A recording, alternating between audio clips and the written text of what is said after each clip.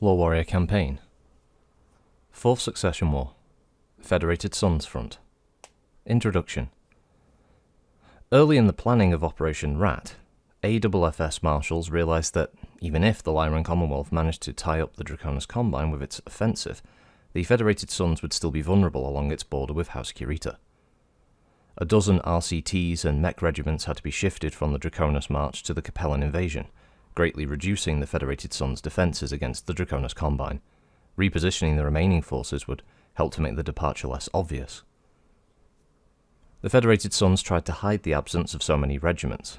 Dummy regiments, complete with inflatable vehicles and simulated radio chatter, were all created. MIIO operatives were also busy working inside the Combine, spreading conflicting rumours and false information. Extra tank and infantry regiments, new equipment and extra supplies strengthened the remaining mech units, and the cosmetic changes didn't conceal the fact that they were outgunned along the entire Combine border. After Operation Galahad in 3027, the Combine stepped up its raids into the Federated Suns, many of these seeming to have been planned to take advantage of recent departures of those regiments. The December raids against Royal and Grovefield III, both worlds that had been vacated by Davion regiments, showed that the Combine knew far more than the AFFS had hoped. Shaken by the raids, some marshals feared that the planned offensive against the Capellan Confederation would open the Suns' back door. They asked Prince Hansa Davion to reconsider Operation Rat. They came away realising that he was willing to lose 1 or 2 worlds to the Combine if it meant gaining dozens from the Confederation. They also came away with this enigmatic statement from the Prince: "Let's wait a while. There's still time for fate to lend us a hand." Wolf's Dragoons. In 3022, the 5 elite regiments of Wolf's Dragoons left the Lyran Commonwealth and signed a 6-year contract with the Draconis Combine. A very happy Takashi Kurita stationed them in the Galadon military district, from which they would conduct large-scale search and destroy missions into the Federated Suns. As usual, the Dragoons fulfilled their contract with consummate skill and daring. Their raids up and down the border from Galtor III to Niles frustrated the AFFS and made even the mention of Wolf's Dragoons cause for alarm in the Draconis March. It is unknown why the Dragoons plan to leave the Draconis Combine, but a few facts are known about the Coordinator's efforts to keep them. When the Dragoons started working for the Combine, the Professional Soldiery Liaison, the section of the DCMS in charge of relations with mercenary units, treated them with respect and promptness, which is extremely unusual because Kuritan society normally scorns mercenaries. The Coordinator apparently ordered the PSL to take care of the Dragoons. There are even reports that the Coordinator would visit and may have even fought alongside the Dragoons on 3 different occasions. The original PSL officer attached to the Dragoons was Lieutenant Colonel Tetsuhara. He was eventually promoted and transferred, and the Combine's treatment of the Dragoons began to change. The new PSL officer showed none of the courtesy and understanding of his predecessor, and soon the Dragoons were suffering from misplaced shipments, unnecessary provocations, and plots aimed at discrediting their reputation as one of the few honourable mercenary units in the Inner Sphere.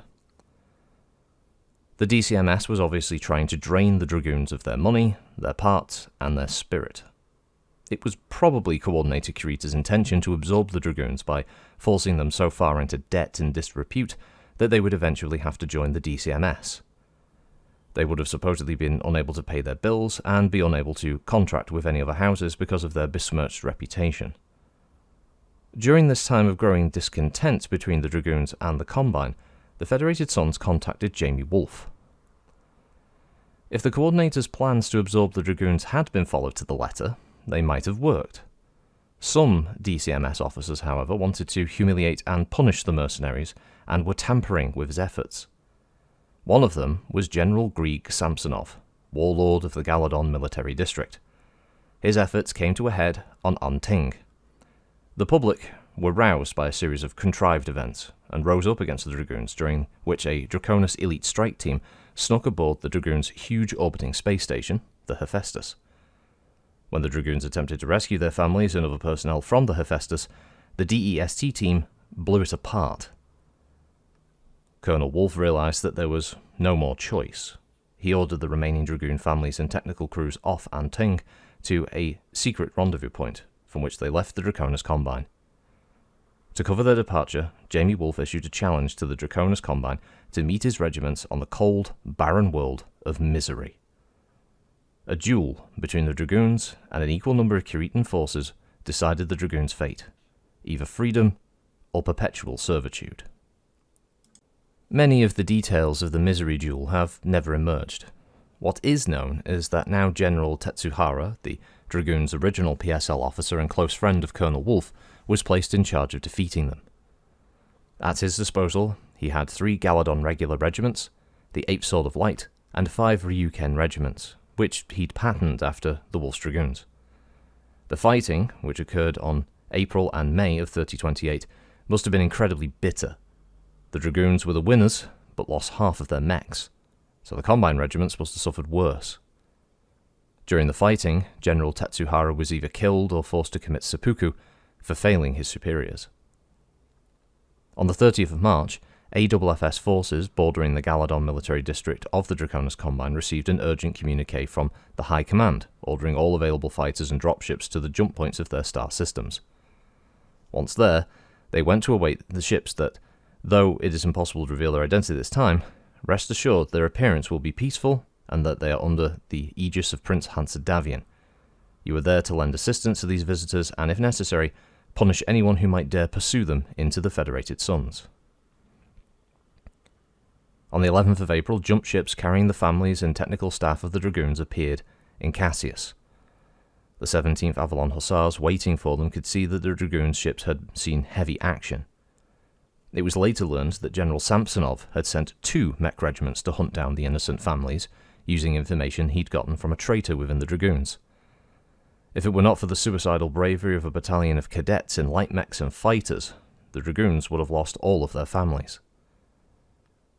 On the 3rd of June, what remained of the 5 regiments of Wolf's Dragoons landed at Fort Belvoir, a remote AFFS base on Harrow's Sun, where they were greeted by Lieutenant General Arden Sortak, the Prince's personal aide, and members of Team Banzai and the NAIS. In a moving ceremony, the survivors of Misery disembarked their mechs and paraded, despite their condition, information before General Sortak and Colonel Wolfe. General Sortak later related that it was so very sad to see so many Dragoons missing. Often a lone warrior solemnly but proudly paraded past carrying the pennant and ribbons of an entire company. In the negotiations between Colonel Wolfe and General Sortak, acting as the Prince's proxy, the mercenaries made several requests. One was that their families be allowed to travel to a planet in the interior of the Federated Suns, far from any future fighting. General Sortak gladly granted this request by saying that arrangements were already being made to billet the families on Robinson, the capital of the Draconis March. Colonel Wolfe also asked that the AFFS give the Dragoons as much medical, technical, and logistic support as possible. Again, General Sortak quickly agreed, saying that doctors and technicians from the NAIS and Team Banzai, along with spare parts and 10 new Enforcer mechs and 10 Sparrowhawk fighters, had accompanied him to Harrow's Sun and were standing ready for the Dragoons. Colonel Wolfe's last request was the most important one, and to some the most surprising. He asked that his regiments, despite their condition, be assigned to worlds near the Combine border. With resolution that surprised General Sortak, the commander of the Dragoons said that there was a permanent state of war between my men and the Draconis Combine. Where once we sold our services to face whomever our employer told us to attack, we now sell our services to see House Kurita brought to its knees. Honor demands our dead be avenged. General Sortak asked Colonel Wolfe if he thought Harrow's Sun, Wapakoneta, and Glenmora, 3 worlds near the Galadon district of the Draconis Combine, would suit these purposes, and the colonel gave a grim nod.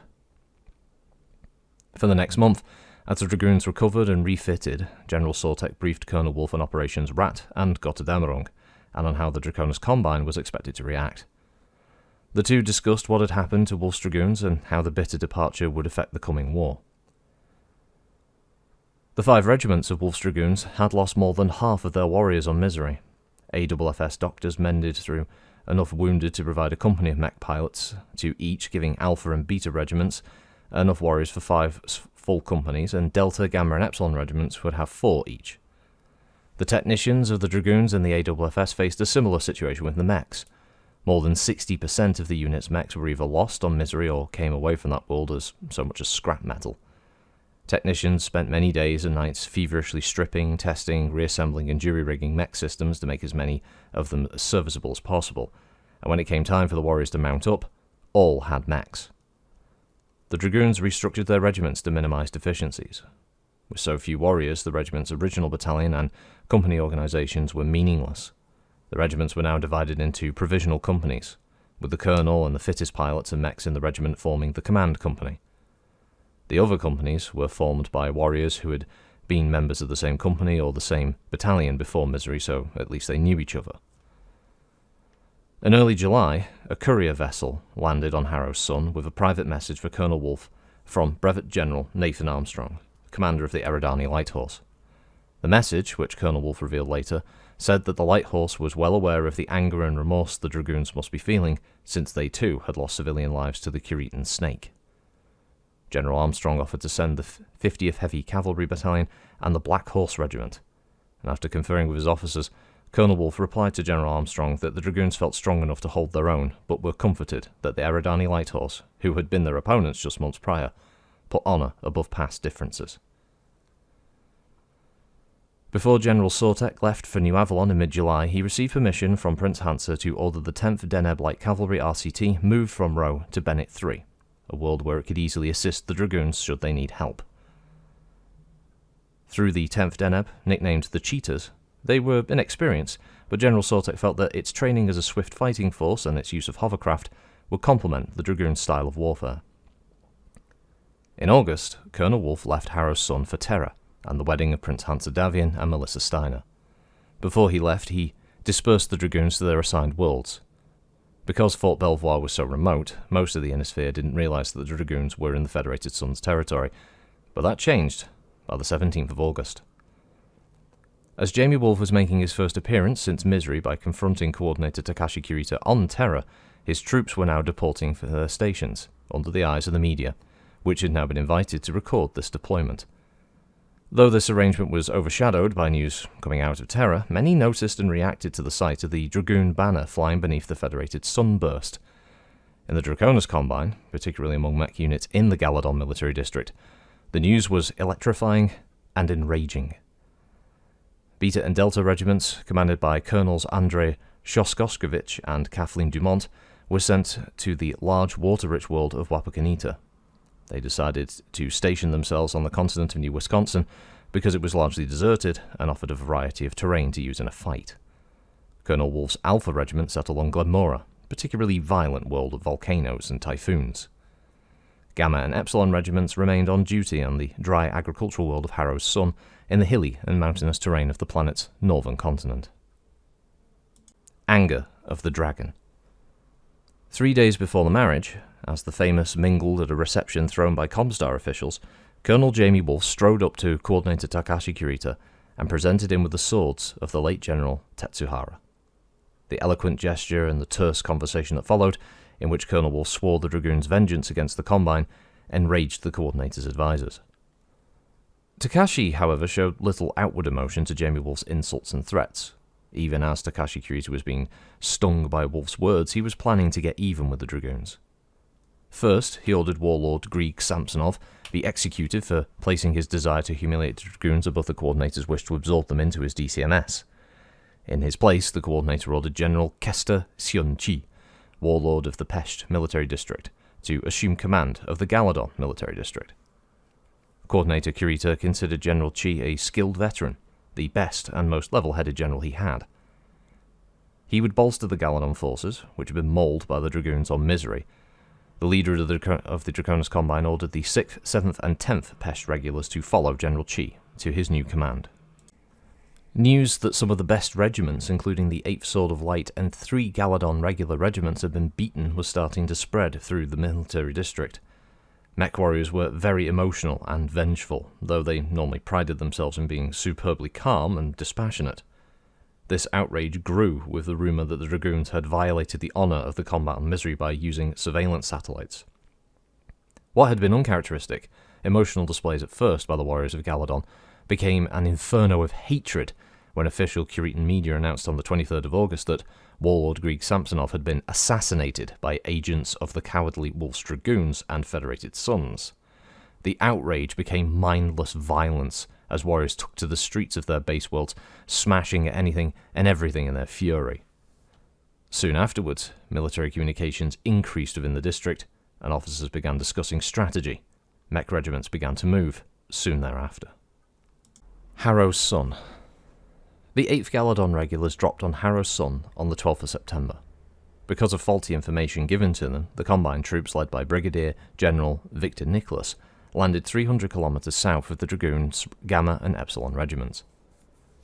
Angered now at being unable to seize the throat of their enemy at the outset, the heavy mechs of the regulars cast aside an AFS tank battalion and then massacred the citizens of Trenton, a small farming community near their drop zone. To prevent any further civilian deaths, 2 companies of Gamma Regiment, commanded by Major Arthur Dumont, left the defensive positions they prepared in the hills surrounding Fort Belvoir to engage the 8th Galadon.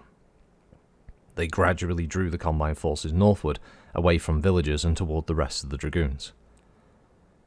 Contact occurred just north of Jigsaw Crossing, a complex of hills along the Jigsaw River. 1 battalion of Combine mechs had just crossed the river, a convoy of transports was driving through the river, and the other units were waiting their turn. Major Dumont ordered his company to attack the battalion that had crossed and draw it away from the river's edge. As the mechs fought, the Combine transports desperately tried to cross and move aside so the other Galadon mechs could cross and join battle. Just as the first mechs entered the swift-moving river, the second company of Dragoons attacked. They first destroyed the transports on the northern side and then turned on the mechs standing exposed in the middle of the river. Before the Combine mechs chasing Major Dumont's company could return, the 8th Galadon regulars had lost 11 transports and 2 mechs. The Dragoons then melted away to the north. General Nicholas then pushed his regiment to catch up with Dumont's companies.